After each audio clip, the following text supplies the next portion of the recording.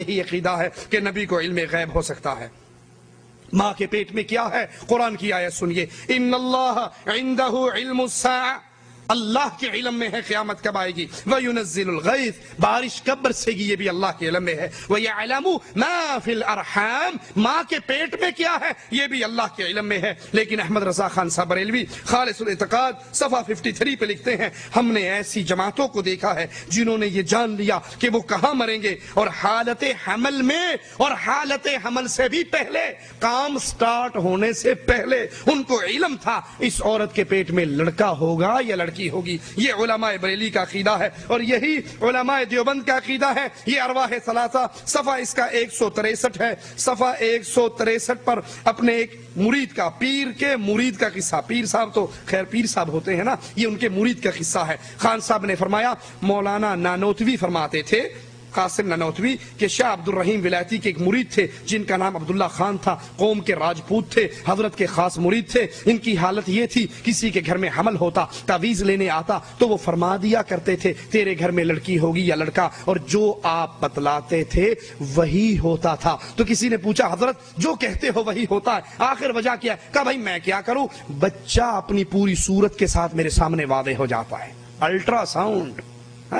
Free میں، اب تو 200-300 ریال لگتے ہیں، اور یہ حضرت پورا بچہ نکل کے ان کے سامنے آتا، میں کیا ہوں، میں دیکھ کے بتا دیتا یہ لڑکی ہے اور یہ لڑکا ہے، لا حول ولا قوت الا باللہ۔ اور قرآن کیا کہتا ہے، ما فی الارحام، ماں کے رحم میں کیا ہے، لڑکا ہوگا یا لڑکی، اس کا علم اللہ کے علاوہ کسی کو نہیں ہے۔ لیکن علماء بریلی کا بھی یہی عقیدہ ہے، اور علماء دیوبند کا بھی یہی عقیدہ ہے۔ قبروں اور مردوں سے فیض ملنے کا عقیدہ علماء بریلی کا بھی ہے اور علماء دیوبندی کا بھی ہے۔ ایک بریلوی عالم عثمان اپنی کتاب کشف فیوض صفحہ 43 پہ لکھتے ہیں، قبروں کی زیارت کرنے سے نفع حاصل ہوتا ہے، نیک مردوں سے مدد ملتی ہے، زیارت سے مقصود یہ ہے کہ اہل قبور سے نفع حاصل کیا جائے۔ اور ملفوظات احمد رضا صفحہ 265 کے اوپر بھی قبروں اور مردوں سے مدد لینے کا عقیدہ کیسا ہے، صفحہ 265 احمد رضا خان صاحب کی کتاب ملفوظات احمد رضا،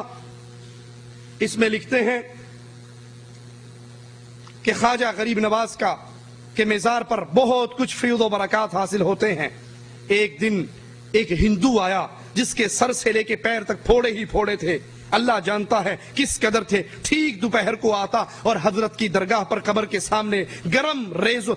کنکروں اور پتھروں پہ لوٹتا پوٹ ہوتا اور کہتا، خواجہ اگن لگی ہے، بہت زیادہ آگ لگی ہے۔ 3 دن تک ایسا کرتا رہا، اور تیسرے روز سارے اس کے پھوڑے ختم ہو گئے۔ اس بابا جی نے اپنے دربار میں سے اس کی مدد کر کے اس قبر سے ایسا فیض دیا کہ وہ سب کچھ جاتا رہا۔ اور یہی عقیدہ خلیل احمد سہارنپوری المہند علی المفند میں لکھتے ہیں، مشائخ کی روحانیت سے استفادہ، ان کے سینوں اور قبروں سے باطنی فیوز کا پہنچنا 100 بے شک صحیح ہے۔ علماء دیوبند کا یہی عقیدہ ہے کہ ان کی سینوں سے، ان کے قبروں سے یہی کچھ ہوتا ہے۔ فضائل صدقات کے اندر مولانا زکریا صاحب لکھتے ہیں کہ ایک مرنے والے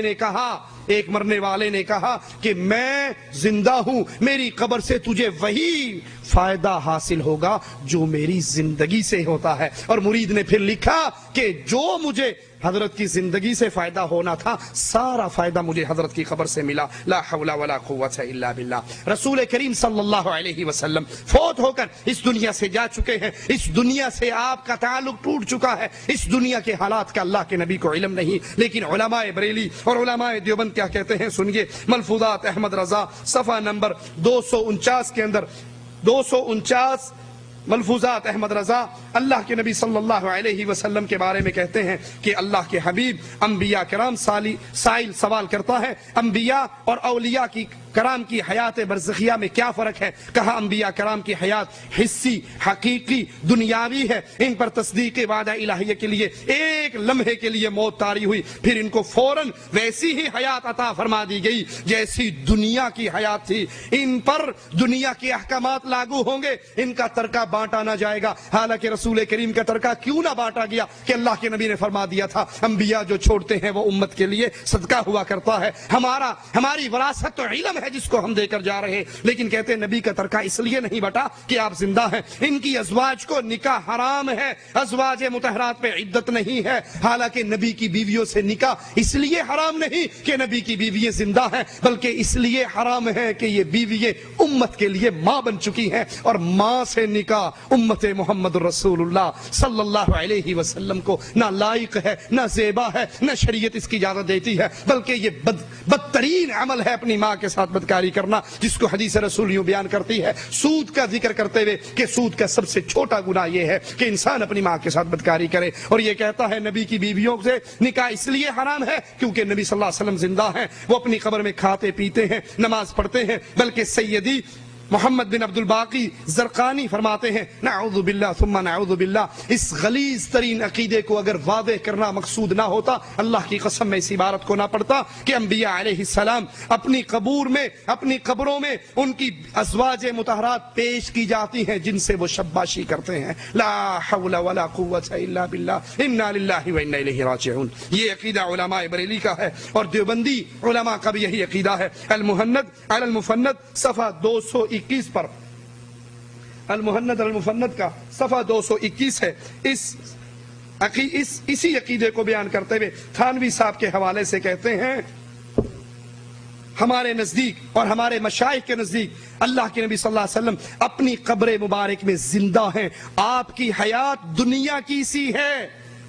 آپ کی حیات دنیا کی سی ہے اور برزخی نہیں ہے بلکہ حصی دنیاوی حیات ہے۔ یہی علماء بریلی کا عقیدہ اور یہی علماء دیوبند کا عقیدہ۔ تھانوی صاحب لکھتے ہیں برزخ میں آپ کے یہ مشاغل ثابت ہیں، اذان، اقامت اور قرآن پڑھنا۔ نشر طیب صفحہ 142۔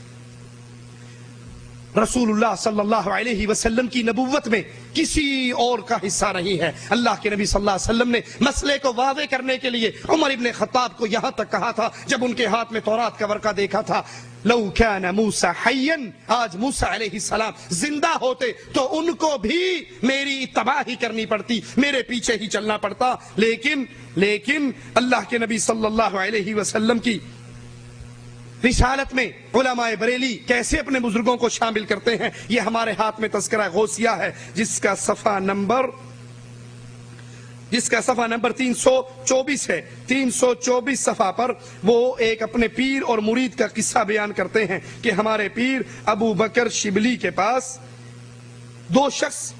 بیعت کے ارادے سے حاضر ہوئے، ان میں سے ایک کو پیر صاحب نے کہا پڑھو لا الہ الا اللہ شبلی رسول اللہ لا حول ولا قوت الا باللہ انا للہ و انا الیہ راجعون۔ مرید نے کہا لا حول ولا قوت الا باللہ، پیر صاحب نے بھی کہا لا حول ولا قوت الا باللہ۔ اس نے پوچھا آپ نے لا حول کیوں پڑھا؟ اس نے استفسار کیا تو نے کیوں پڑھا؟ کہ میں نے تو اس لیے پڑھا، میں پیر سمجھ کے آیا تھا لیکن آپ تو بے شرع آدمی ہو، میں بے شرع کے پاس مرید ہونے آ گیا۔ آپ نے کہا میں نے اس لیے پڑھا، جاہل کے سامنے راز کی بات بتا دی، یہ راز تھا جو میں جاہل کے سامنے بیان کر چکا ہوں۔ دوسرے سے کہا تم پڑھو لا الہ الا اللہ شبلی رسول اللہ، اس نے کہا حضرت میں تو آپ کو کچھ اور ہی سمجھ کر آیا تھا،